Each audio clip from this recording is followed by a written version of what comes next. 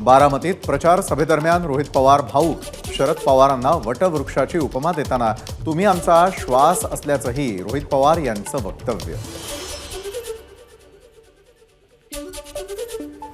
प्रचार सभेदरम्यान अजितदादांकडून रोहित पवारांची नक्कल.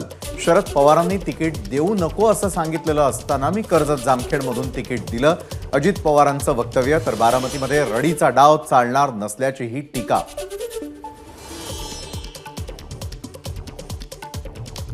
लोकांना बदल हवाय, सुनेत्रा पवार यांचं बारामतीतील सभेतून वक्तव्य.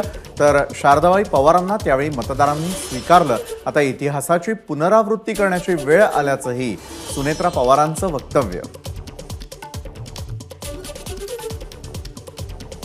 अजित पवारांना 4 जूनला मिशी काढावी लागेल, रोहित पवारांचा जोरदार हल्लाबोल.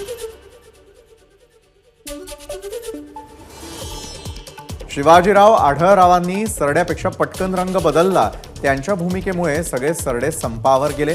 अमोल कोल्हेंची आढळराव पाटलांवर टीका.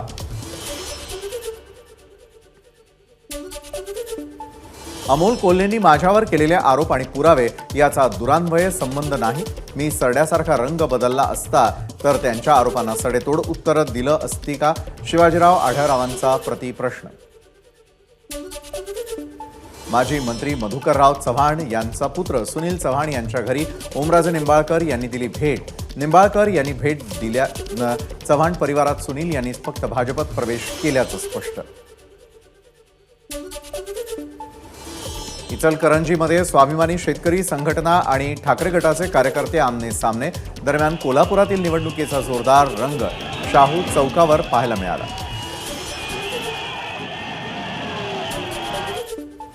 प्रचाराच्या शेवटच्या दिवशी इचलकरंजीमध्ये राजू शेट्टींची पदयात्रा. हजारो कार्यकर्त्यांसह राजू शेट्टी यांचं प्रचाराच्या शेवटच्या दिवशी शक्ती प्रदर्शन.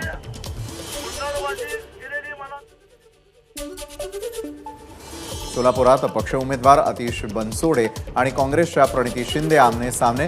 दोन्ही उमेदवार एकमेकांच्या समोर आल्यानंतर कार्यकर्त्यांची जोरदार घोषणाबाजी.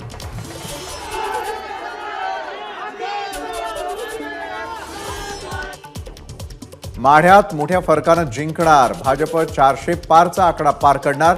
माढ्याचे भाजप उमेदवार रणजित निंबाळकर यांचा दावा.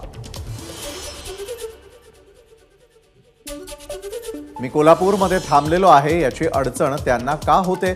मी मंडलिक यांचा विजयी गुलाल लावूनच जाणार. कोल्हापूरमध्ये प्रचार रॅली दरम्यान मुख्यमंत्र्यांची महाविकास आघाडीच्या नेत्यांवर कडाडून टीका. भुजबळांना नाशिकची उमेदवारी न मिळाल्यानं अजित पवार गटात नाराजी. देवळाली व्यापारी बँकेचे संचालक निवृत्ती अरिंगळे अपक्ष निवडणूक लढणार. अजितदादांनी वर्षभरापूर्वी नाशकातून लोकसभेची तयारी करायला सांगितली होती, अशी ही प्रतिक्रिया.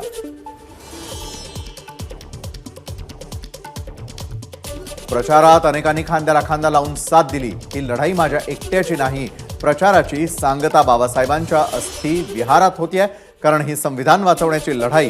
प्रणिती शिंदेंचं वक्तव्य. या निवडणुकीनंतर 2 पक्षांचं अस्तित्व संपेल.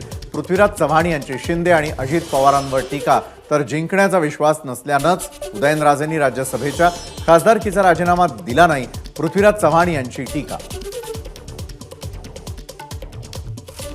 मोदी आता हिंदू, मुस्लिम आणि पाकिस्तानचा मुद्दा घेऊन प्रचार करतायत. तुम्हाला जल्लोष कुठे पाहिजे, पाकिस्तानात की भारतात? अशी भाजपची जाहिरात. अतुल लोंढेंची भाजपसह मोदींवर सडकून टीका.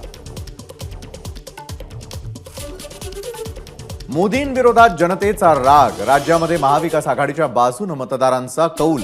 नाना पटोलेंनी व्यक्त केला विश्वास. तर मुख्यमंत्री काहीही बोलतात, ही त्यांची शेवटची तडफड. पटोलेंची शिंदेंवर सडकून टीका.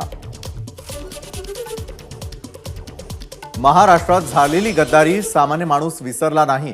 या गद्दारीला लोक 7 तारखेला मतांच्या माध्यमातून उत्तर देतील. मग निष्ठावंतांची किंमत काय असतं ते कळेल. ओमराजेंची शिंदे गटावर सडकून टीका. धाराशिवमधून मीच विजयी होणार. अर्चना पाटील यांनी व्यक्त केला विश्वास. विजयानंतर मराठवाड्याच्या हक्काचं पाणी आणणार, शैक्षणिक सुविधा निर्माण करणार. अर्चना पाटील यांचा दावा. उत्तर मुंबईचे भाजपचे उमेदवार पियुष गोयल यांची प्रचार रॅली रविवारच्या सुटीचा फायदा घेत उत्तर मुंबई मतदारसंघातील मागाठाणे इथे काढलेल्या रॅलीमध्ये आमदार प्रकाश सुर्वे, विधान परिषदेचे आमदार प्रवीण दरेकर सहभागी. सोलापुरात वंचितच्या उमेदवारानं माघार घेतल्यानं अपक्ष उमेदवार अतिश बनसोड यांना वंचितचा पाठिंबा. प्रचाराच्या शेवटच्या दिवशी बनसोड यांची बुधवारपेठ परिसरात पदयात्रा. मनसेचे माजी सरचिटणीस कीर्तिकुमार शिंदे यांचा ठाकरे गटात प्रवेश. राज ठाकरेंनी महायुतीला पाठिंबा दिल्यानं दिला होता राजीनामा.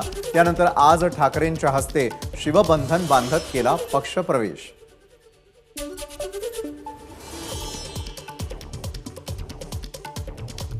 रविवार सुटीचा दिवस असल्यानं भिवंडी लोकसभेचे उमेदवार सुरेश म्हात्रेंचा कल्याण पश्चिम परिसरात रॅली काढत प्रचार. मोदींची सभा होणार असली तरी 10 वर्षात काम न केल्यानं कपिल पाटलांविरोधात रोष असल्याची बाळ्या म्हात्रेंची टीका.